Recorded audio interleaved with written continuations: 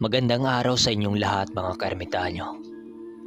Pasensya na matagal-tagal tayong hindi nakapag-upload dahil may nangyayaring kakaiba. Na-admit tayo ng ilang araw doon. Kaya pasensya na at simulan na natin ang kwento. Habang tinititigan ng mga kasama ni Manong Duming ang mga kaganapang yon, hindi nila mapigilang mamangha kay Macario. Animoy napakalayo na nang narating nito sa mga lihim nitong karunungan.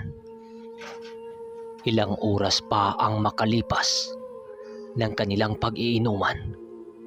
Halos panay tawanan na ang nangyari sa kanilang inuman. Nang malasing na kasi ang dalawang ermitanyo, ay puro biruan lamang ang pinagsasabi ng mga ito. Dahil sa mga nakakatawa ng kanilang kwento, panay hagikgika naman ang kanilang mga kasama. Lalo na ang mga bata-bata nitong si Danilo. Hindi nila alintana ang napakatahimik nilang paligid dahil sa labis nilang saya ng kanilang samahan. Hindi pa man sumapit ang hating gabi, pinili na ni Macaryong kunin na kay Nuli ang agod na hinihingi nito. Hindi naman yon tinatanggihan ni Nuli at ibinigay niya ng bukal sa loob kay Macario ang pagmamay-ari niyang agod. Sa pagtayo ni Macario sa kanyang kinatatayuan, inutusan niya si Nuling lumapit sa kanyang kinaroonan nito.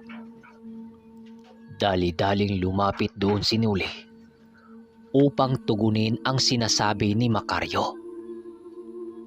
Nang makalapit na siya kay Macario, rinig na rinig niya dito ang mga kakaibang usal na hindi pa niya alam. Ilang minuto ang lumipas. Inihipa nito ang kanyang ulo at dahan-dahang hinawakan. Gulat na gulat noon si Nuli dahil hindi naramdaman ng pasikal niyang katawan ang paghawak ni Macario. Ang nakaramdam lang noon kay Nuli ay ang kaluluwa niyang katauhan.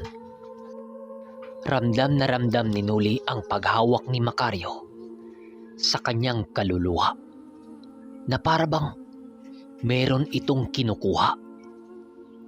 Makalipas lamang ang ilang minuto, laking gulat na lamang ni Nuli nang dahan-dahang hinila ni Macario ang kanyang kaluluwa papalabas ng kanyang katawan.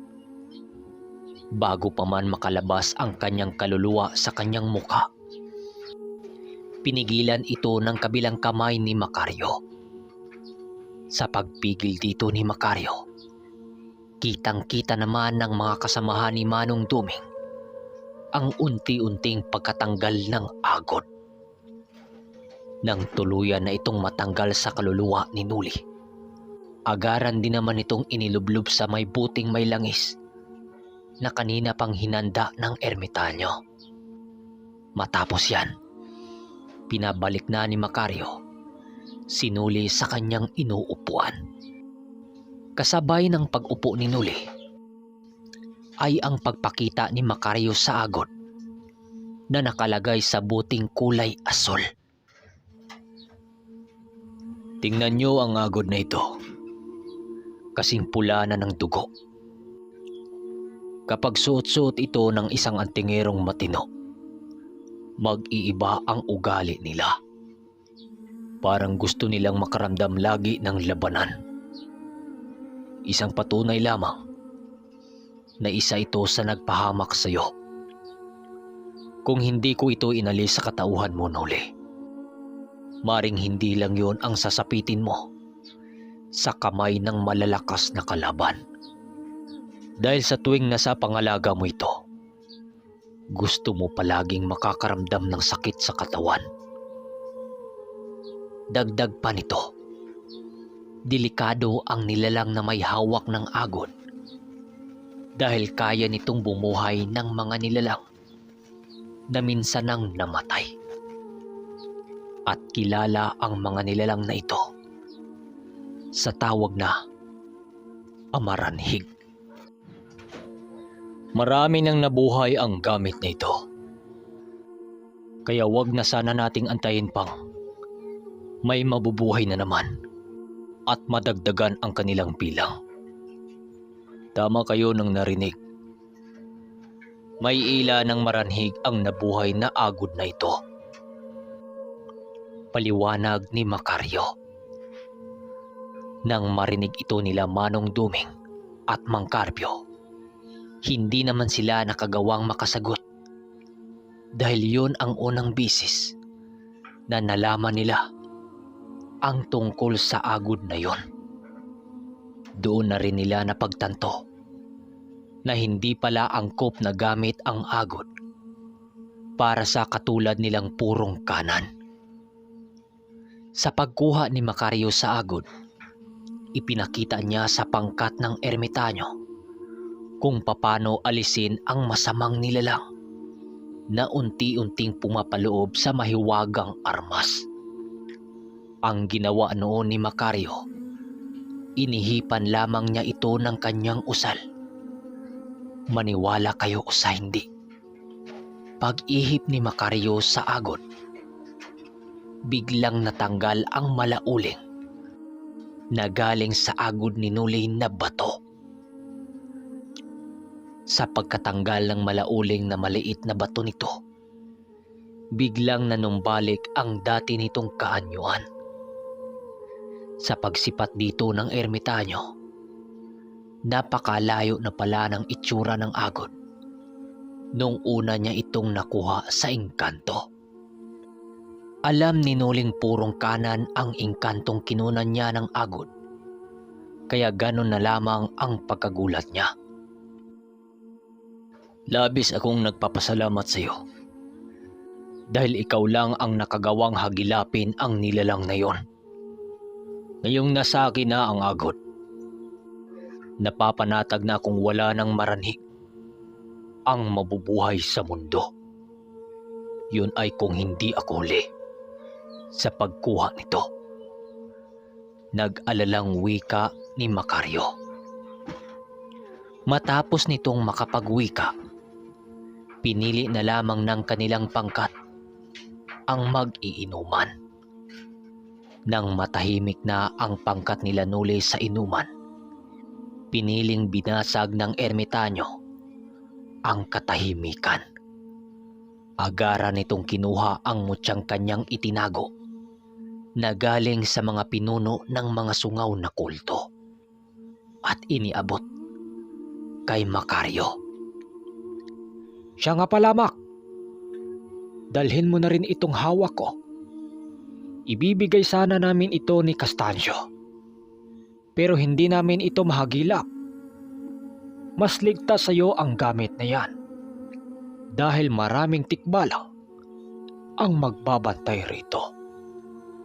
Wika ni Manong Duming. Habang iniabot kay Macario ang gamit na galing sa pinuno ng mga sungaw, agaran naman itong kinuha ni Macario upang tugunin ang sinasabi ng ermitanyo. Matapos niya itong makuha, agaran din naman niya itong isinilid sa kanyang lagyanan.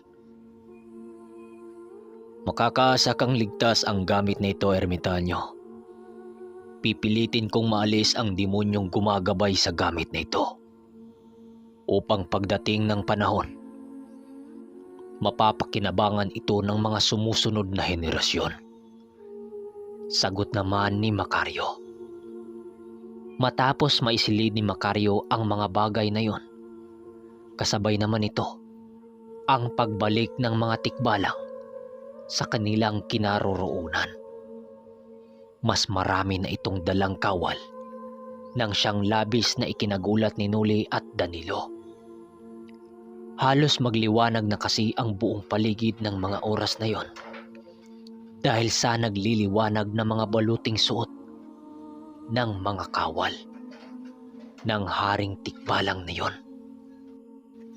Nang makabalik na ang hari ng mga tikbalang, lumapit ito kay Macario at nagwika ng, "Macario, tapos na ang oras sa pagtungo mo sa lugar na ito. Halika na, bumalik na tayo sa mundo ng mga tikbalang. Naghihintay na sa'yo si Ilang, ang apo." Nang marinig ito ni Macario, pinili nitong wag na munang sagutin ang hari ng tikbalang. Nais kasi niyang ubusin muna ang tuba dahil ilang bisis na rin siyang hindi nakainom dito. Habang nagpatuloy ang kanilang pag-inuman, paisa-isa na nang nagsibagsakan ang mga kasama ni Manong Duming, hanggang sa silang dalawa na lamang ang natirang nag-inuman ni Macario. Mac, mag-iingat ka. Sana'y magkita pa tayo sa pangalawang pulong upang masaya pa rin tayong mag-usap at mag-inuman. Bumalik ka na, Mac, dahil alam ko rin kailangan ka sa mundong iyong kinaroroonan. Seryosong wika ng ermitanyo. "Sige na, Manong. Alis na ako. Mag-ingat sana kayo sa iyong paglalakbay. Tsaka yang si Tonyo, minsan pasaway yan eh. Maraming desisyong ginawa na hindi pinag-isipan. Naway gabayan mo rin si Tonyo upang hindi ito mapahamak. At tungkol naman sa ating pinuno, Manong, malulungkot siya kapag malaman niya ang aking desisyon. Pero alam kong maintindihan niya ako. Sana lang, huwag niya akong sundan sa mundo ng mga tikbalang.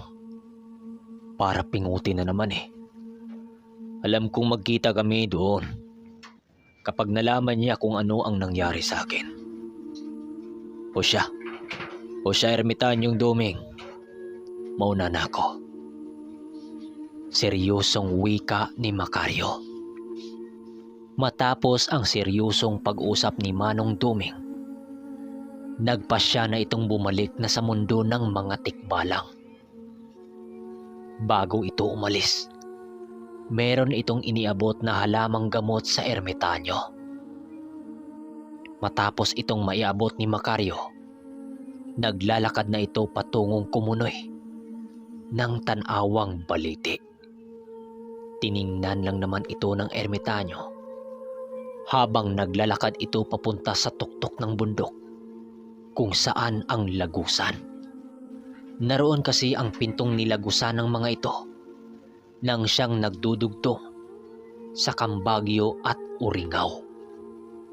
Dahil sa bilis at liksi ni Macario, minuto lang ang pagitan nang marating nito ang tuktok na kanilang nilagusan.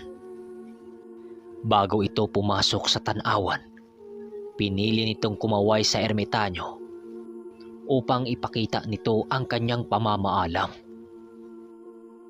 Kahit napakalayo na ni Macario kay Manong Duming, nasisilayan pa rin ito ng ermitanyo.